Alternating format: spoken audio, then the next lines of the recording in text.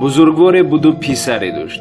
чун писараш ба воя расид ба мусофират гуселонид ки дар сахтиҳои сафар қадру оламу одамро бидонад ва ҳунар биомӯзад, зеро бисёр сафар бояд то пухта шавад хоме. ҳунар тоҷи сар аст, панд дод бузургвор. вай касро ба мартабаҳои баланд мерасонад. пеш аз ҳама ҳунар биомӯз, фарзанди азиз. писар рафт ва аз байн солиёни зиёд гузашт, вале писар барнамегашт. бузургвор аз зинда будани вай умедашро канд ва ҳатто пушаймон гардид ки чаро фарзанди ягонаро бо дасти худ ба комби балову офат фиристод ва аз дидори вай бенасиб бимонд. рӯзе аз рӯзҳо писари мӯйсафед бехату хабари пешакӣ салом гуфта ба ҳавлӣ медарояд. шодии бузургвор ҳадду канор надошт. шукр бигуфт ки аҷал ба писарашу худаш амон додаву инак дида ба дидори фарзанд расидааст. рӯзи дигар бузургвор таомули меҳмондориро ба охир расониду ошно ва ҳамсояҳое ки ба муборакбодӣ омада буданд гусел намуд. чун рӯи суффа бо писараш танҳо бимонд, ба пиёлаи писараш ва худаш чой рехта аз фарзандаш пурсон шуд, аз ҳунарҳои дар сафар омӯхтаи вай. фақат пагоҳ ин ҳисоботро дода метавонам маълум кард писар. ва рӯзи дигар писар падарро сари бозор оварду хоҳиш кард дар ҳамин ҷо биистад. худаш аз миёни растаи ошпазон ва нону самбусафурӯшон, аз миёни бӯи хушу лахчаҳои танӯрҳо ва кӯраҳо гузашта, миёни издиҳоми харбузафурӯшу харбузахар, заргару заргарон ва ғайра даромада ғайб зад.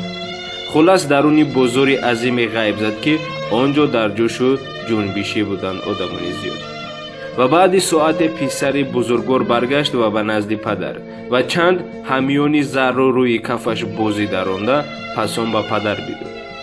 инҳо аз куҷо ба сухан омад падари дар шигифт. ангура хӯрда буғашро намепурсанд падар, ҷавоб дод писар хандида. бузургвор маънӣ бардошт ки ҳамёнро моли дуздиданд ва шах шуд. баъд бо писараш баргашт сӯи ҳавлияш. тамоми роҳ сахт андешаманд буд вай. чун ба ҳавлӣ расид бузургвор, донаи харбузае гирифта миёни хок партофт ва азбаски ҳунари сеҳру ҷоду медонист, ба илму амол оғоз намуд. пеши назари писар дар якдам палаки харбуза қад кашид, гул кард, сабча басту калон гашт ва шакли харбузаи комилро гирифта шир аваст. падар аз он карче бурида ба писараш доду фармуд: чашида бин. писар гуфт: падарро ба ҷо овар. сипас падар ба миёни палагҳои харбуза даромад ки дар муддати чанд моҳ худ бо арақи ҷабин ва ранҷу машаққат ба воя расонида буд. аз палаги ин ҷо низ харбуза канда оварду карче бурида ба писар бидод. пурсон шуд ки кадомаш ширинтар аст. хуб медонист ки харбузаи бо меҳнати ҳалол ва ранҷу машаққат ба воя расонда аз харбузаи аввала ширинтар аст. ба ҳар кас ки ҳунари худаш ширинтар аст, гуфт писар. бузургвор ки чунин посухи фарзандро нигарон набуд, боз чанд лаҳза карахт бимонд. баъд оташи ғазабу аламаш боло гирифт. моли мардумро ба ғорат буридан ҳунар нест. ҳунар ҳамон аст ки он фоидае бирасонад ба мардум. ба худи ман чӣ? пурсид писар бо писханде. падар дигар худро дошта натавонисту торсакие зад ба рӯи писар. сипас сӯи дарвоза ишора кард ки маънои даф шавро бидошт. чун писар наҷунбид, падар каланди сари полизи харбузаро ба сари вай бардошт. аз лабони писар тамазхур ғайб бизад ва донист ки падар шӯхӣ надорад. ман аз ту бар ин писар безор, дод зад бузургвор. безор. аз ту безор гуфтани падар маъное дошт ки аз фарзанд рӯ гардонидааст вай. писар ба мӯйҳои сафеди бузургвор менигаристу бовар намекард ки падараш бо вай чунин кардааст ва чунин мекунад. зеро дар ин сину соле ки падар дораду то ҳадде ба дастгирии касе муҳтоҷ аст, падарон аз писарон рӯ намегардонданд. аммо бузургвор барои писараш такрор мекард: ман аз ту безор. аз сари девори пастаки гирди ҳавлӣ сари ҳамсояҳо ва роҳгузарон ба назар мерасиданд. нигоҳи онҳо ба писар буд ва писаре ки падар аз ӯ рӯ гардонида, яъне оқ карда. писари оқ кардани падар дар ин диёр сахттарин ҷазо буд ва баҳри фарзандон балки ҷазои нанговарӣ буд. ранги писар канда буд, балки бештар меканд.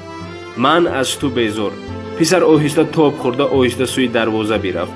лаҳзае истода ба падар ба дами тези каланди боло шудаи вай ба ҳаққу ҳамсояҳо ва бегонаҳое ки аз сари девори ҳавлӣ ба ӯ меганистанд назаре духта аз дарвоза оҳиста баромад.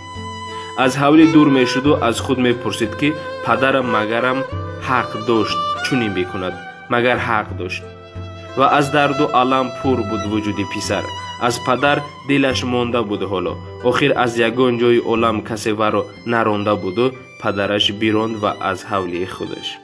боз ба сӯи мулкҳои дигар қадам мезад вай ва тақдири номуайяне мунтазир буд варо дар самтҳои олам. ва то ҳақ будани падарро фаҳмидан солҳои зиёде гузашт ва аз миён ва солҳои зиёде зам шуд ба умраш. ва боз солҳо монд дар мусофират ва ба як мард 40 ҳунар кам гуфта аз сиру асрори ҳунарҳои зиёд бохабар гашт.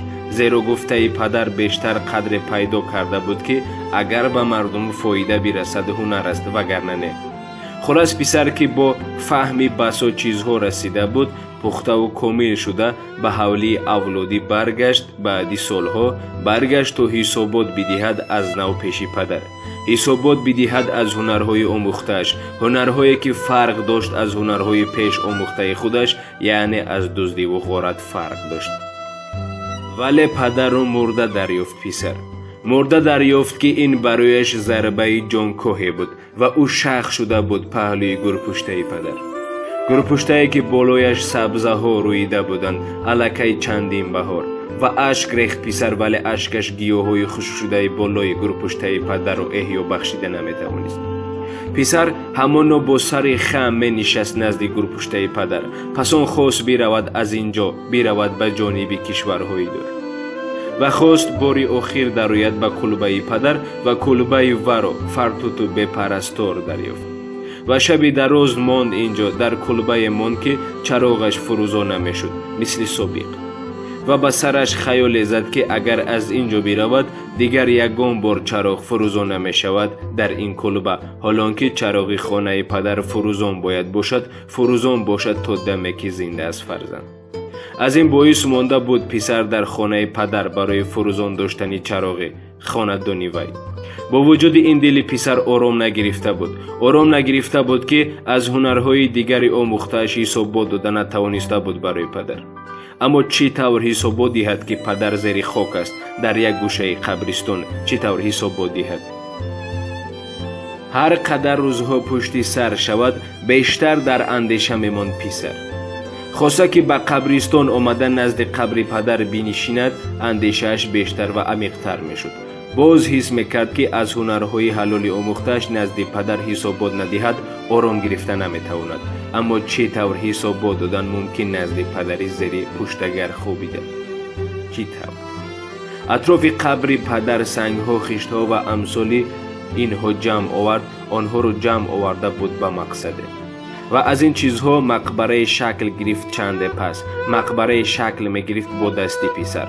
чун кору бор ва ороиши сайқал додани мақбара ба охир расид, ин бино бо сурати зебо, қолаби дилрабо, нақшу нигори дилорои худ ҳар бинандаро мекашид ба худ.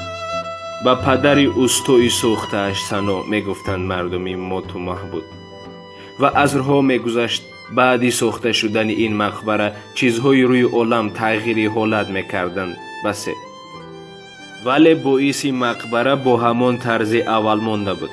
мардуми бисёр ба ин ҷо меомаданд ва аз ҳунари писарак дар ҳайрат мемонданд.